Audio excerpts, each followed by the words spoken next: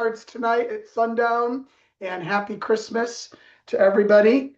I'm wearing, in honor of Christmas, my last Christmas t-shirt, which fit me really well about 10 years ago, but it's getting a little iffy right now. Welcome to the lift for December 16th. Who's got good news? Who's got something good to share?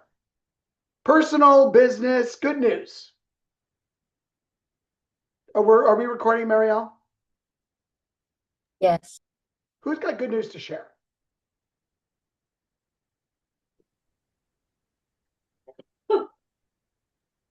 I'll go. I put some challenging clients under contract on a property that I did not think we were going to be able to get to the price that we did. These are buyers, but we got the sellers down. So I love it. Good job. Other good news. I'll add something, Russ. I got a referral a few weeks ago from Dakota Cordell up in Kremling, Yeah, and referral for some buyers. They took a little time, but we signed a buyer agreement last night. I love it. Great job. Other good news. I had to leave the Christmas party early, but with good news because my son's seventh grade team won their league basketball championship. So I love it. Congratulations. I have some good news I want to share. My daughter, who is 26, is closing on her first house tomorrow. And I'm super excited for her. I'm super excited that she's bringing down the first time home buyer average of 40 to a little closer towards 26. I also want to say, and I don't see him here, but our in-house lender, Top Flight Home Loans, is not only doing the financing, but they're also doing the financing on a townhome with all sorts of problems. And Chance Unger, the loan officer, has busted his tail to close something that's really been a ginormous problem. So I just wanted to share that. I also want to share on another personal note that my son got his scholarship. He's going to college next year, and he got accepted, and he got 80% of his tuition covered with music scholarships and leadership scholarships. So I'm super excited to not have another full tuition to pay. So like the last three. Anywho, anyone else? Good news? Let's move. Some announcements. The Mountain Luxury Collab is today at 1 p.m. We are taking some time off for the holidays, and the offices will be unstaffed. We say offices unstaffed as a way of subtly saying to you that we might still be working. We're just not going to be in the offices. But the reality is, don't call us on Christmas Eve or Christmas Day. We're not answering our phones either. Call to Play Win the Day with Jason Abrams is on January 9th. We think it's going to be an awesome class. It's in South Denver. And then we've got this regional tech event coming, more details coming soon, January 29th. Leverage Series in Denver in early February, and the Shift Workshop in March. I want to play a quick video from my friend Jason Abrams about his class, Call to Play Win the Day. I think you're going to love this. Here it is. Hey gang, Jason Abrams coming to you from KWRI. And if you feel, if you feel like you've been juggling ping pong balls left and right, let me just tell you, you are not alone. You see, the market is shifting, and when it shifts, you need to have the best information to make sure that you get the best out of your time and effort. That's why I'm coming your way. We are kicking off the KWRI Roadshow, Run the Play, Win the Day. You're going to hear all things lead generation, you're going to hear all things AI, and you're going to leave with tactical plays that if you put into place will change your life. Friends, I'm going to be there. The only thing that might be missing is you. Sign up now. I can't wait to see you. So Jason called me in July and asked to come to Denver 2 weeks later. And I said, no, Jason, we don't put our calendar out for the region with 2 weeks notice. You can come in January. And I specifically am excited about this because we all in our businesses need a little shot in the arm early in the year, like to kick us in the tail so that we can get moving.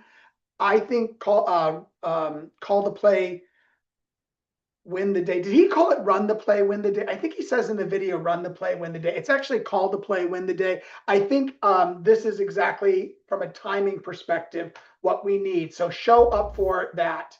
Let me get us through this. CEO Summit is in Atlanta. It is the Saturday before family reunion. Will Guidara is going to be talking about unreasonable hospitality. Valerie Burton is going to be talking about psychological coaching for yourself and the people on your team. Jenny Wood is going to be talking about courage. Neil Patel is going to be talking about AI and social and digital marketing. Social Media Con is on Sunday. Gary Vaynerchuk is going to be the keynote speaker for Social Media Con. Ryan Leake is going to be the co-host, assisting Gary Keller throughout the day, helping us understand AI better and digital marketing. And then, of course, at Family Reunion proper, Jay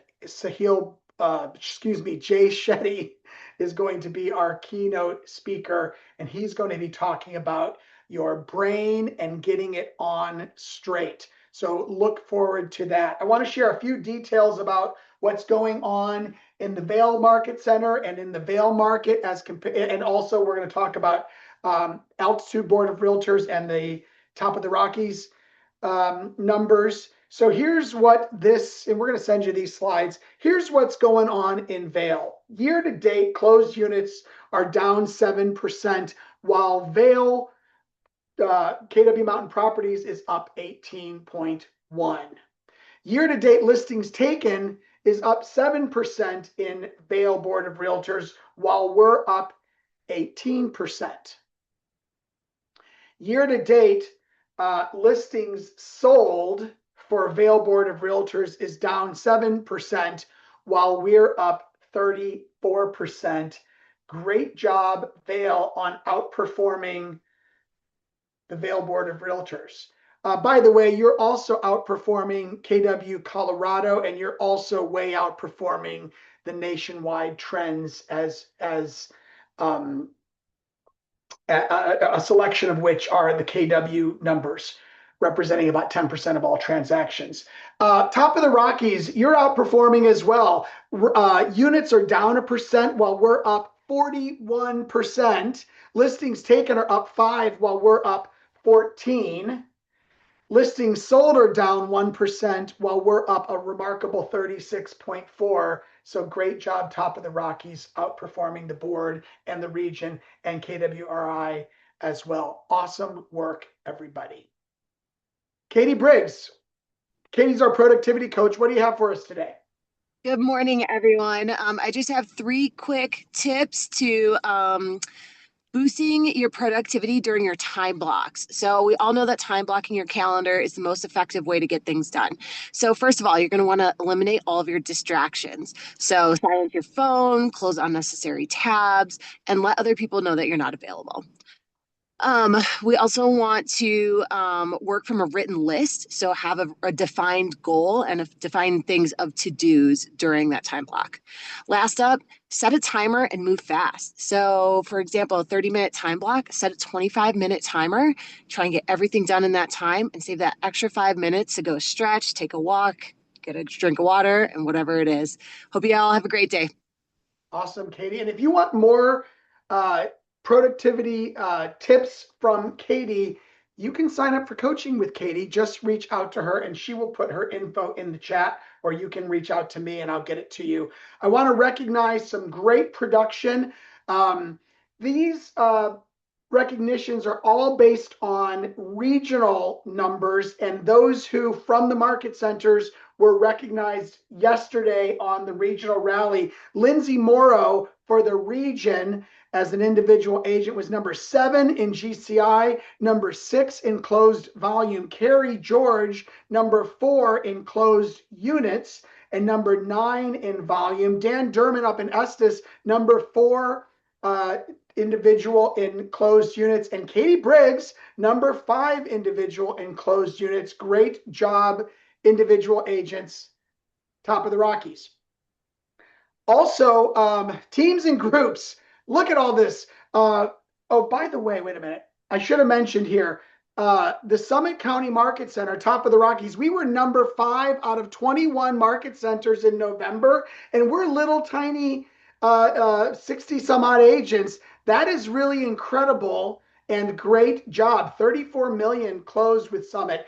For teams and groups, Jay Lux was number 2 in GCI, number 1 in volume, number 4 in units. The Skinner team, always perennially in the top 10, number 9 in closed volume. The Thompson group, also always up there, number 8 in GCI, number 10 in volume. Signature Home team, number 8 in GCI, number 4 in volume, number 4 in units. And the Barnhill group, number 4 team in units. That's a lot. For Vail, Ryan Richards, who was missed on the slides yesterday for the regional rally. Sorry, Ryan.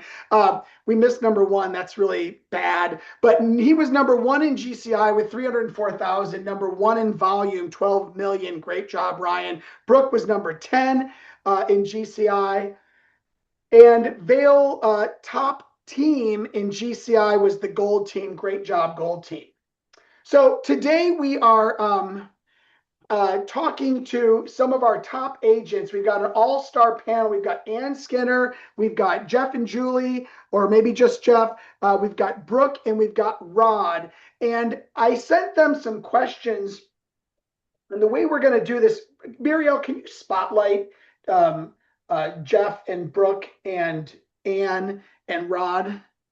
We're going to talk to them about mainly listings, because we feel like, as we get into the new year, focusing on listings and doing everything you can to win as many as possible really matters. So what I'm going to do, I've got 5 questions that I've sent to them. They're ready to go. And we are going to quickly go one at a time with these questions. Ann Skinner, we're starting with you. What exact listing source is producing results for you right now? And what are you doing daily to keep it alive? Ann? Yeah, so for us, we've kind of changed a little bit of our protocol over the year. We used to be a really heavy circle prospecting team with the do not call list. Some of those things have changed. So we've kind of gone on to a modified farming/circle prospecting group. And so that's where we've been putting a lot of our time and energy, is making sure that we're touching those people digitally, physically, and with calls. I love it. What I love what you just said there, and I think everyone should listen to this, is you guys modified things based on what's going on in the market. Like, don't get yourself so pinned into one type of lead gen that you never think to make modifications. I love that. Brooke, what's working for you? Yeah, so about 85% of my business is like referral and spear based. So I'm really digging into those relationships. I love Brady's surprise and delight. So I am just thinking intentionally about my clients. If I see a card or an article that reminds me of them, sending that to them. This time of year, we really start focusing in on tax letters for our clients in 2025, and then end of the year updates for all of our past clients. So just being really intentional with those relationships and spoiling folks that share my name. Absolutely. And Brooke, you mentioned surprise and delight. For those who don't know Brady and hear that over and over again, what do you mean by that?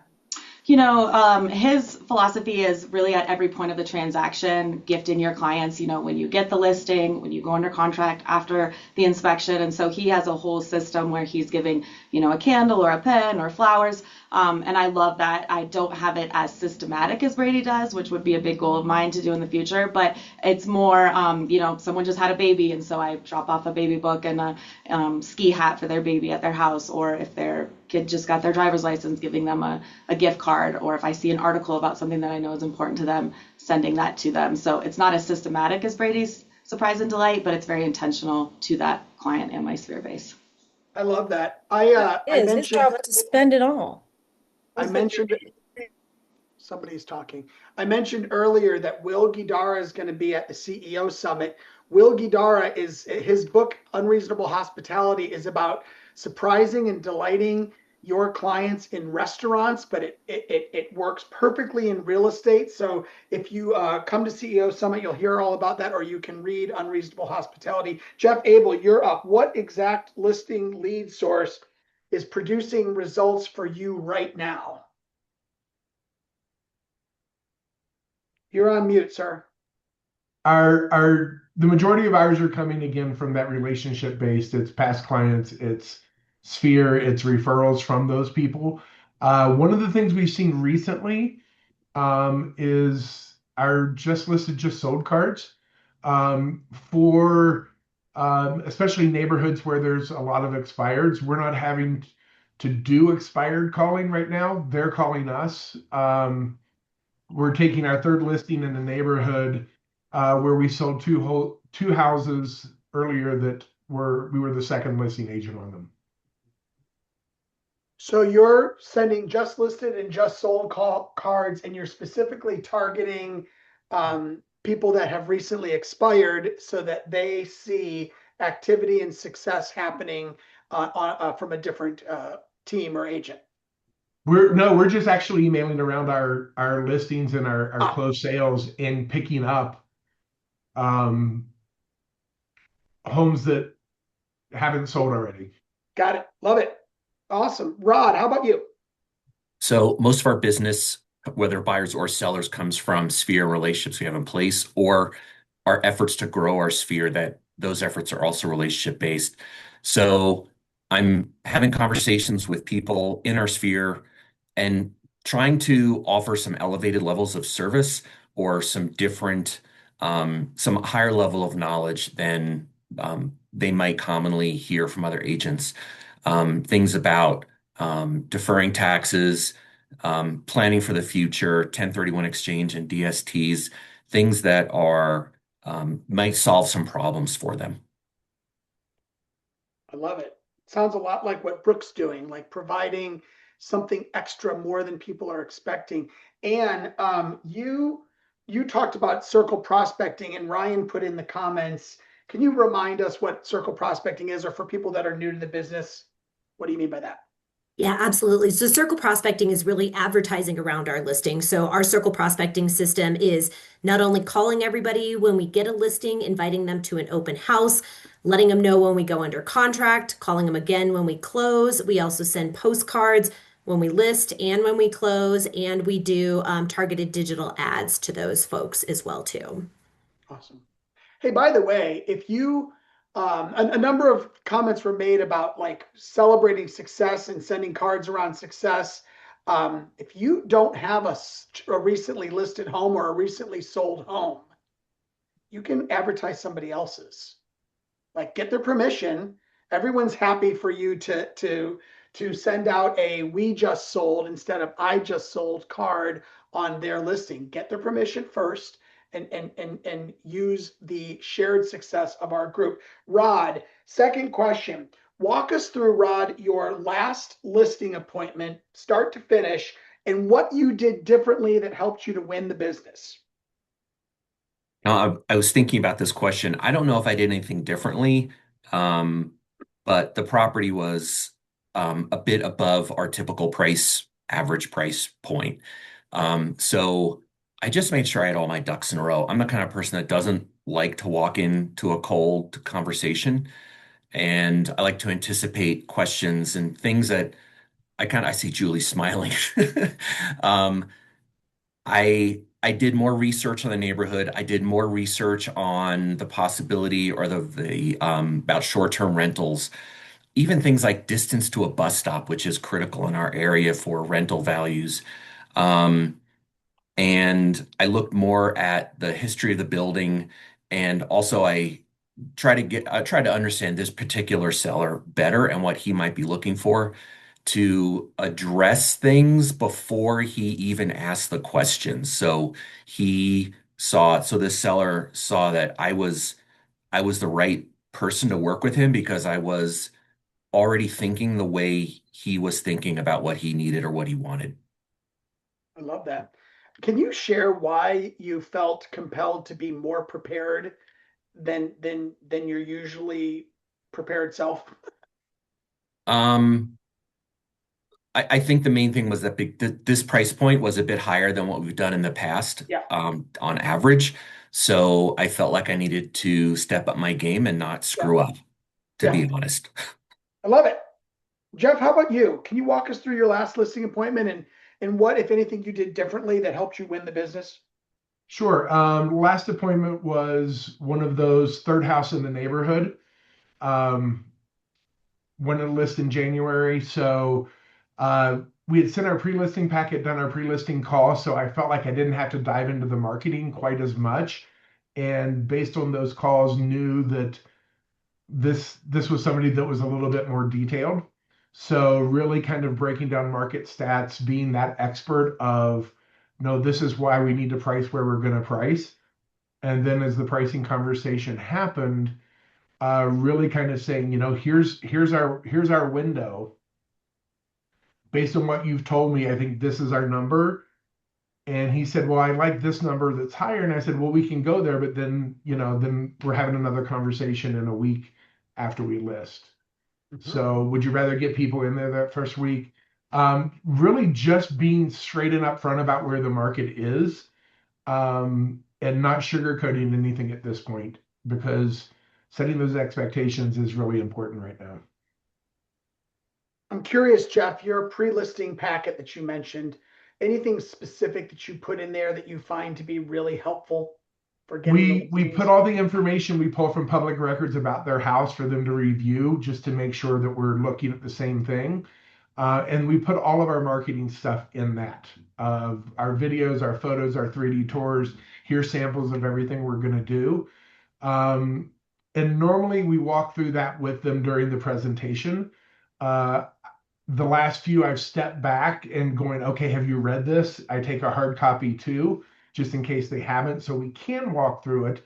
But really letting them talk and find out what they know about the market, and playing off of that has been the biggest thing of being that Yeah. expert. They've looked at everything in their neighborhood. They know what's for sale. They know what sold, what hasn't sold. If we've given them our marketing stuff ahead of time and they feel comfortable with that, it's really about price at that point. Yeah. Brooke, how about you? So I don't have a pre-listing package, but I do a lot of pre-listing homework, which includes a lot of what Rod and Jeff have already spoken about. Definitely getting an O&E, making sure I'm talking to the person who's authorized to make these decisions. I usually bring a soft net sheet. It's not always something I will share. It kind of depends if I think the pricing is accurate. I also don't have a limit. I think I've heard some agents and they're like 30 minutes in and 30 minutes out. For me, that initial meeting is super important to really understand what their goals are, have them walk me through the house, learn more about them, ask a lot of questions. I always say you have two ears and one mouth for a reason, use them, and I just take a ton of notes. That helps me understand what their expectations are, and then helps me set expectations about the market and the plan moving forward. And specifically this last listing appointment that I went on, we had been in contact, we had a meeting set up, they canceled it because they had a friend that was going to buy the house. And of course, instead of being, sour grapes, like, yeah, whatever, I stayed in touch with them. Of course, the friend didn't come through, and move forward and went ahead and listed the home. But staying positive throughout that process, and I'm a big believer in handwritten notes, and so always following up. Even when I didn't get that listing, like, sorry, we canceled the appointment. If I can ever be of service in the future, please let me know. And of course, that turned into winning the listing when the friends didn't come through. That's a really key thing that you just said, because I think if you've been in this business for any length of time, you got excited about a listing or you got excited about a buyer, and then something like that happened, and most agents give up or they get mad and they cut communication, and then they never get the second chance when that thing inevitably falls through. So I love that you shared that. Thank you. Yeah, and just Um, piggybacking along that too, if I know that I'm going up against other agents and I don't win the listing, I always keep it super positive with the seller and also with that other agent. Oh, I saw you got this listing. That's great. Hopefully I can bring the buyer. And I just think keeping that professional rapport and keeping it really positive is super important. Absolutely. Anne, for you, walk us through your last listing appointment and what'd you do differently that enabled you to win the listing? Yeah, I think my process is pretty similar to Jeff's. We lean really into the heavy pre-listing process, getting our packets out, setting them up on all sorts of things right off the bat so they can see before I even walk in the door that I'm going to be a professional and that I don't have to spend a lot of time on the marketing because I don't like to talk too much. I know if I end up talking too much, I usually lose the listing. So when I get in the door, I typically am focusing on just asking them questions. With this particular listing, it was an interesting scenario because they'd owned it for less than a year. And so just having an honest conversation with them about where the market is, what the reality is, what challenges they're going to be facing. Because if somebody sees you're selling in less than a year, the immediate question is why, right? And so just addressing all of those things right up front with him, and having those conversations and then weighing pros and cons too, and just saying, hey, we can absolutely do it this way. And this is likely what the options are going to be, pros and cons. Here's the other option. And just giving him a real sense of like honesty and comfort, I think is what made him choose us. So. Love it. Is your pre-listing digital or is it hard copy?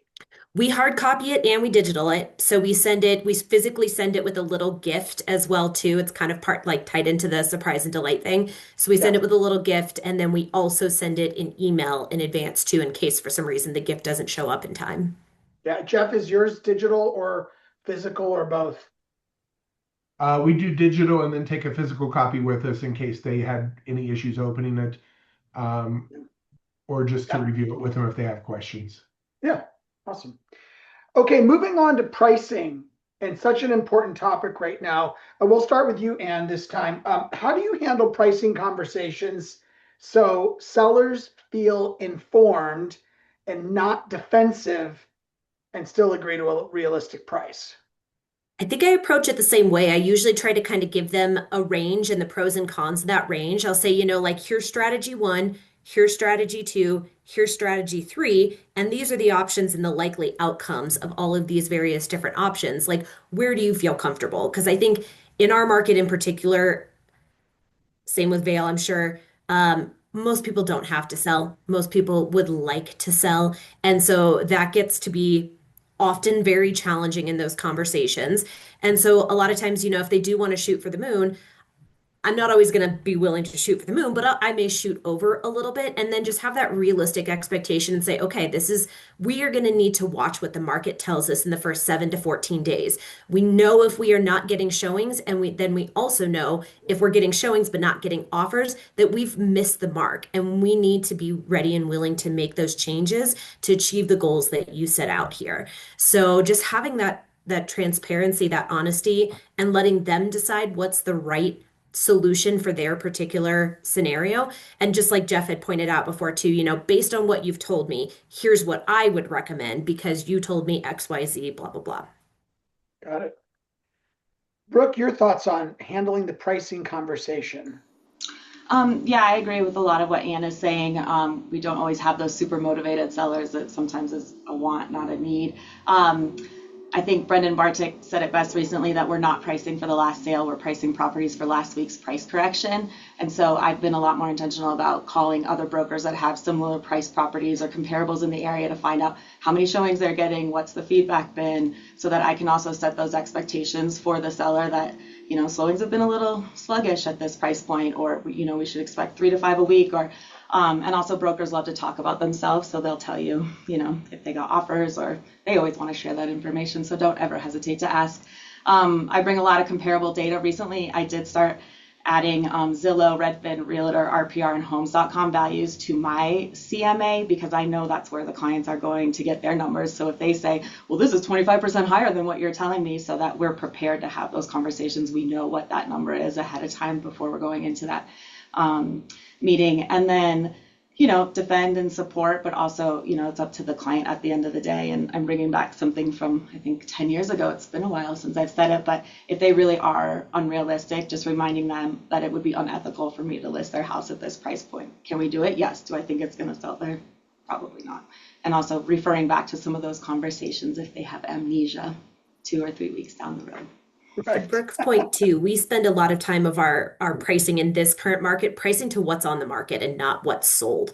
That's kind of exactly what Brendan Bartik said, because people don't care what sold 3 months ago. They care what they're competing against. And so there's been times where I've even had to take my clients into other homes on the market and be like, put yourself in the position of a buyer. Would you pay more for your home or would you pay more for this home? So I'm really focused on that data of what's actually on the market. Right. Okay, Jeff, you're muted. Again, a lot of the same. We've been pulling days on market and actually history so I can show them how long it's been and how many price changes have happened. Something that obviously we haven't had to do for the last several years, but really just being prepared to set again those realistic expectations and being willing to kind of say it's not going to sell at this price. We may not even get any interest at this price. We have taken a couple that we knew were going to be a challenge to build a relationship because the seller has a lot of property. So that was for a chance to get and build a relationship with them and communicate with them regularly why they weren't getting showings, and they understood that going in. They were pretty savvy. But we were able to build a relationship. So that was again, if you're having trouble coming up with a price, you've got to decide, is it worth me spending the money to market this knowing that it's not going to sell, or am I investing in a relationship? And sometimes I think that's okay if you're doing it intentionally. But just throwing money after a listing that you know is not going to sell is obviously not a good decision. We also send out a Monday report to everybody once we have a listing, showing them all the Zillow views, all of the Matterport views, all of the MLS views, all of our social media views and interactions and all of that. So they proactively know what's going on and that we're working for them. And we started that as we started seeing days on market go up, so that they weren't calling us going, what are you doing this week? They know exactly what's happening every Monday from the previous week. Yeah. Yeah, we've been in a market where you didn't have to do that every Monday thing, and that market's gone. Rod? So I agree with what Ann, Brooke, and Jeff has said. We do a lot of those same things also. I'll add a couple things. One is setting expectations with the seller up front about what the market's doing and showing them graphs or data to support that. I'm not just making this stuff up or pulling it out of the air.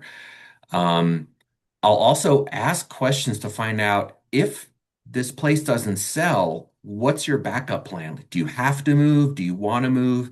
If you are moving, because if it's a lifestyle change, what are the advantages? What are the benefits of where you're going next? What are the costs if you don't sell? And I don't mean just financial, because like there's holding costs and carrying costs in a lot of these mountain communities where we live and work.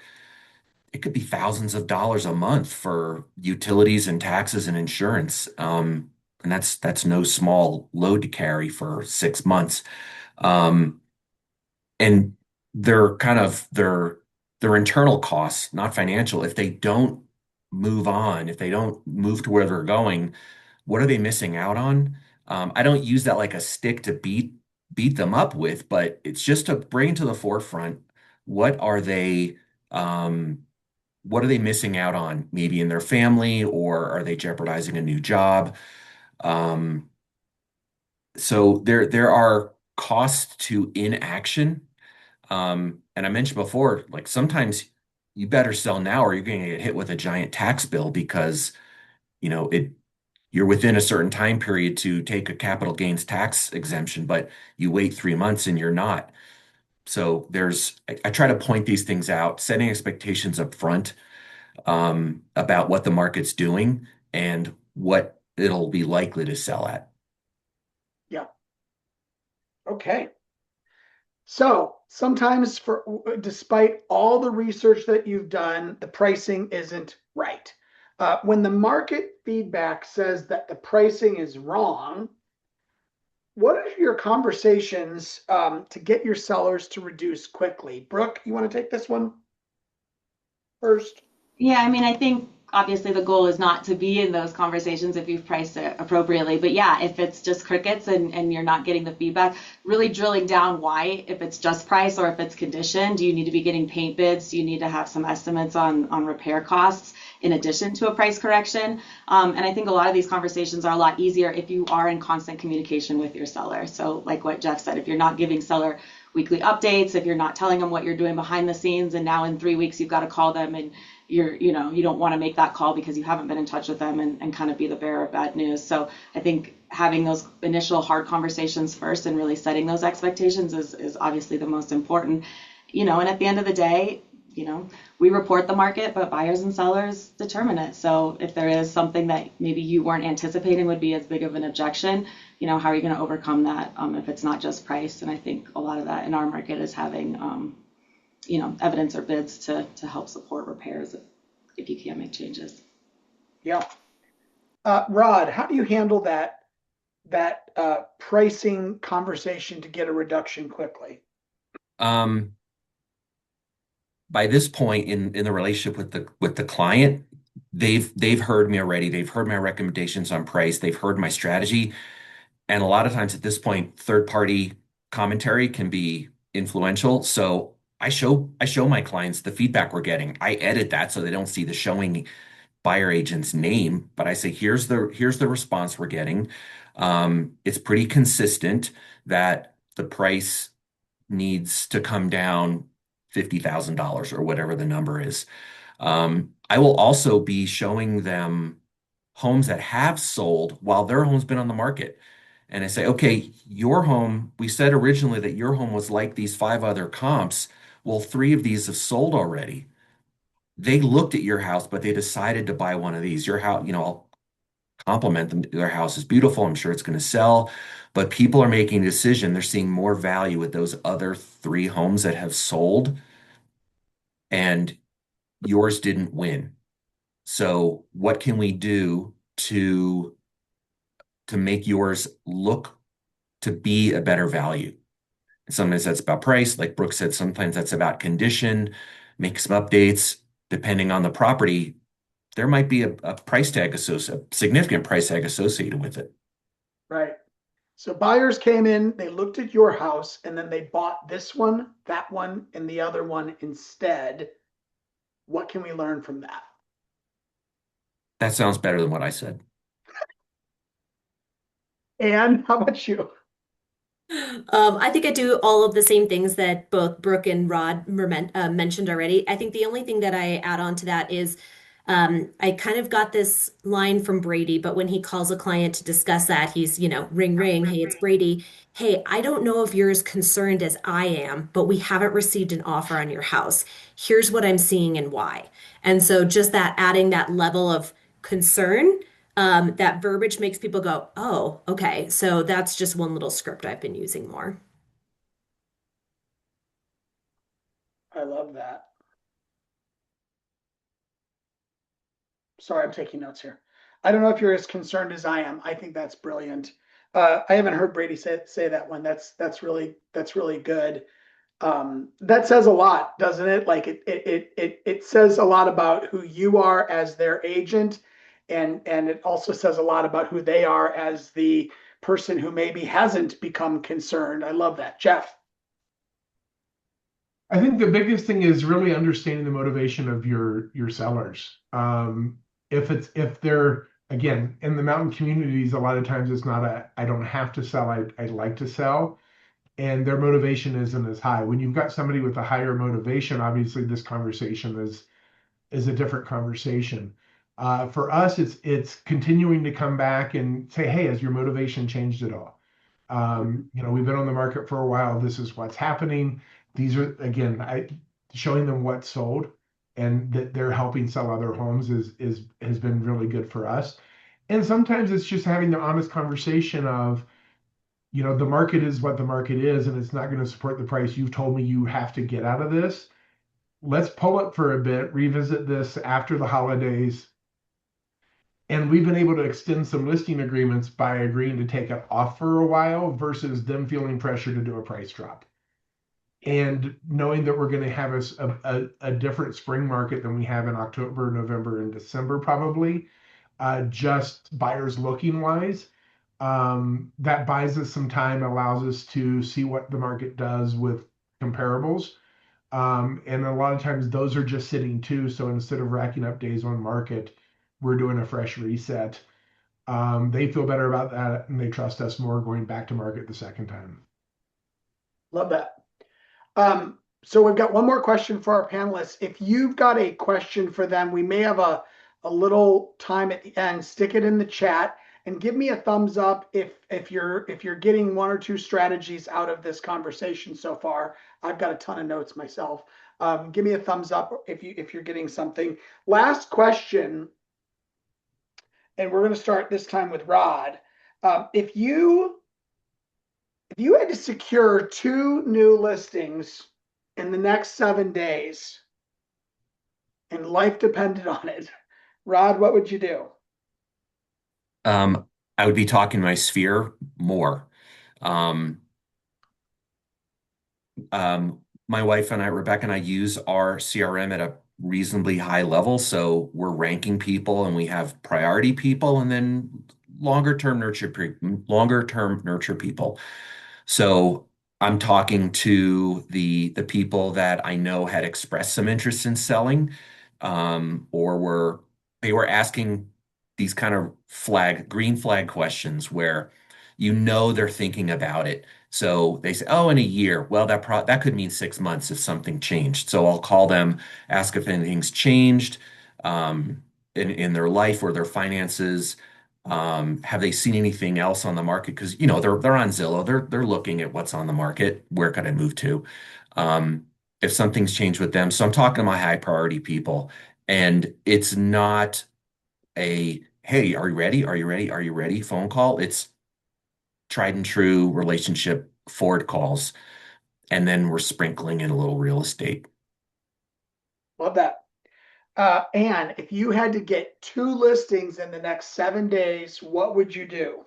Ooh, that's a really tough question. I'd probably explore more than one option just to like cover all my bases. So we would maybe do either a client event, either a class or an actual event to get people so we can get a whole bunch of them at once and try to get those conversations flowing and relationships built. So we'd probably explore that strategy. We'd probably lean in on our circle prospecting and throw in maybe some door knocking, honestly, in some of our higher end neighborhoods, and pop into some of those and see if we can't get something there. And then probably on top of that, we would maybe work on our expireds and for sale by owners a little bit harder than we do currently. I love it. Action. I love hearing action. Jeff Abel, if you had to secure 2 listings in the next 7 days, what would you do? Like Rod said, If I were you, I'd put your wife on it, but well, that true. That too. And that's what I would do is her working on Sphere, making calls. Who do you know? We're going to dive into our database. We're going to look at anybody that's looked at a market report or requested a home value in the last 6 months. And we're going to hit them hard and talk about their timeline because they don't think listing timeline, they think moving timeline. So if we can talk to them and tell them what days on market looks like, their listing time moves up 2 to 3 months probably. And then worst case scenarios, we're hitting expires hard. yeah. Brooke, take us home.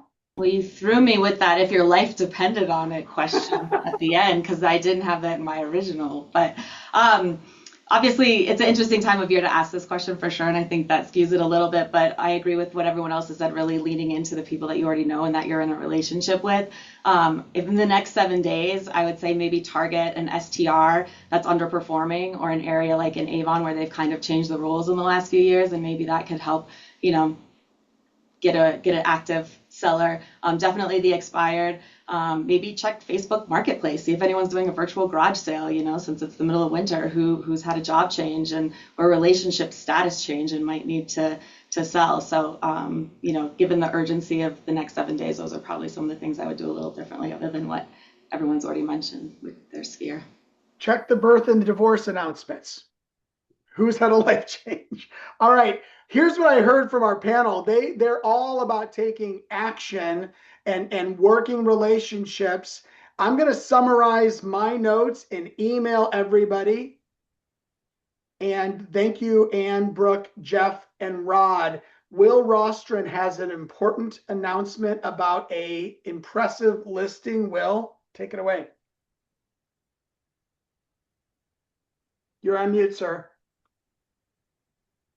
Okay. Hello, everyone. Good morning. I am very excited to share with you a listing that the Gold team, that's Ron Goldberg and Mike Christenberry, and I have been working on for a while. It's called the Rocking M Ranch. It's 45 minutes north of Beaver Creek in McCoy. It is a just under 300-acre recreational ranch that comes with a luxury main home, a barn dominium, a cantina, a resort-style pool with a pool house, a recreational complex, which features a commercial kitchen, music studio, also a sports barn, which is a great place to host you and all of your guests.